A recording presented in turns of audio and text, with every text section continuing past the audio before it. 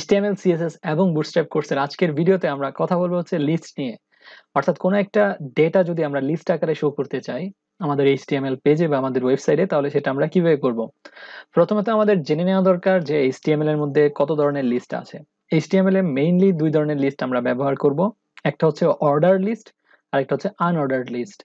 Ordered list মানে হচ্ছে এটা একটা অর্ডারে সাজানো থাকবে। অর্থাৎ আমি যদি একটু উদাহরণ দিই, আমরা সেই ক্ষেত্রে আমাদের বডি ট্যাগের ভিতরের কন্টেন্ট গুলো একটু ক্লিয়ার করে নেই। তো অর্ডার্ড লিস্টটা হবে এমন যে আমি এক নম্বরে একটা জিনিস রাখবো, যেমন ম্যাঙ্গো। আমি দুই নম্বরে হয়তো আমি রাখবো হচ্ছে ব্যানানা।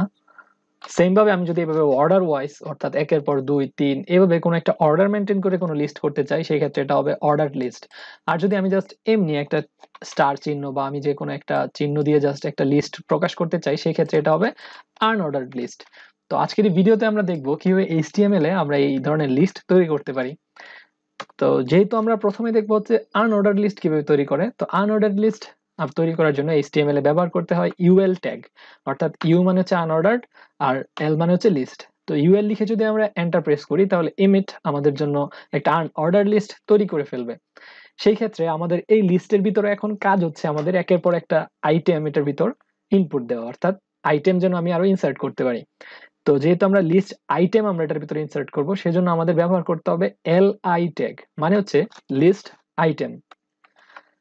LI লিখে যদি আমরা এন্টার প্রেস করি, তাহলে হচ্ছে এমিট আমাদের জন্য LI এর একটা ট্যাগ তৈরি করে ফেলবে। তো প্রথম আমরা যে আইটেমটা ইনসার্ট করব সেটা হচ্ছে ম্যাঙ্গো। তারপর আমরা আরেকটা LI লিখবো, অথবা আমরা চাইলে যদি আমরা 10টা লিস্ট এখানে তৈরি করতে চাই, সেই ক্ষেত্রে আমরা লিখবো LI, তারপর একটা স্টার চিহ্ন দেব, তারপর আমরা লিখবো 10। এটা লেখার পর যদি আমি এন্টার প্রেস করি, তাহলে সে আমাদের জন্য 10টা LI ট্যাগ ক্রিয়েট করে ফেলবে। তো আমরা এখানে দেখতে পাচ্ছি যে আমাদের এমিট বা ভিজুয়াল স্টুডিও কোড আমাদের এই ক্ষেত্রে খুবই হেল্প করতেছে। তো আমরা এখানে ব্যানানা এভাবে বিভিন্ন বিভিন্ন আমরা লিস্ট এখানে দিতে পারি। আমরা কিছু কেটে দিই, কাউ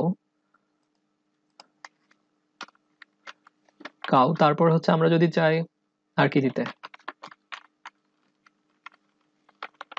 টাইগার।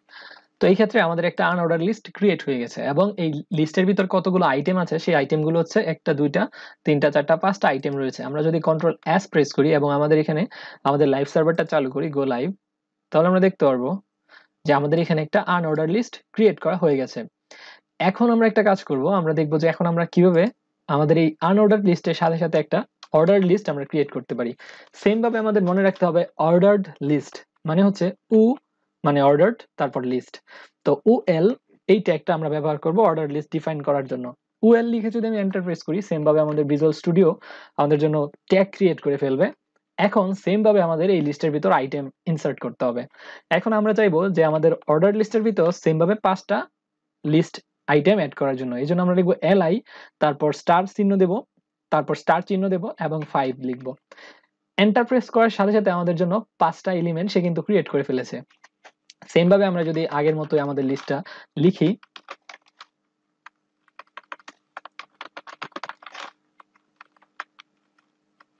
এবং এখানে আমরা যদি কাউ কট আর এখানে টাইগার, এখন যদি কন্ট্রোল এস প্রেস করি এবং আমাদের করা ওয়েবসাইটটা আমরা একটু দেখি, তাহলে আমরা দেখতে পারবো যে উপরে আমাদের হচ্ছে আনঅর্ডার্ড লিস্ট আর নিচে হচ্ছে আমাদের অর্ডার্ড লিস্ট। তো এভাবে আমরা চাইলেই সহজে HTML এ অর্ডার্ড লিস্ট অথবা আনঅর্ডার্ড লিস্ট ক্রিয়েট করতে পারি। এইখানে আরেকটা জিনিস আমাদের মনে রাখতে হবে, আমরা যদি চাই যে আমাদের অর্ডার লিস্টটাকে একটু টাইপ চেঞ্জ করে দিতে, সেক্ষেত্রে আমরা TYP এন্টার প্রেস করলে আমাদেরকে এখানে ভিন্ন ধরনের টাইপ সে সাজেস্ট করতেছে। অর্থাৎ আমরা যদি চাই ABCD দিয়ে আমাদের এটা প্রকাশ করতে, তাহলে আমরা টাইপ A লিখে দেব এবং সে ABCD নিয়ে নেবে। আমরা যদি চাই যে না রোমান সংখ্যায় দেখাতে, তাহলে আমরা লিখবো টাইপের ক্ষেত্রে আমরা এটা কেটে আমরা এখানে I দিয়ে দিতে পারি, তাহলে সে আমাদেরকে রোমান সংখ্যায় এই অর্ডার লিস্টটা দেখাবে। তো আমরা এটা দেখতে পাচ্ছি যে আমরা যে কোনো ধরনের অর্ডারে আমরা এভাবে প্রকাশ করতে পারি। আমাদের ভিজুয়াল স্টুডিও কোডে আমরা টাইপ লিখলেই সে আমাদের এভেলেবল টাইপগুলো সাজেস্ট করবে। তো এই ভিডিওতে আমরা দেখেছি কিভাবে অর্ডার লিস্ট ক্রিয়েট করতে হয়, কিভাবে আনঅর্ডার্ড লিস্ট ক্রিয়েট করতে হয়, এবং আমরা এখানে অর্ডার লিস্টের কিছু টাইপ আমরা চেঞ্জ করেছি। Thank you.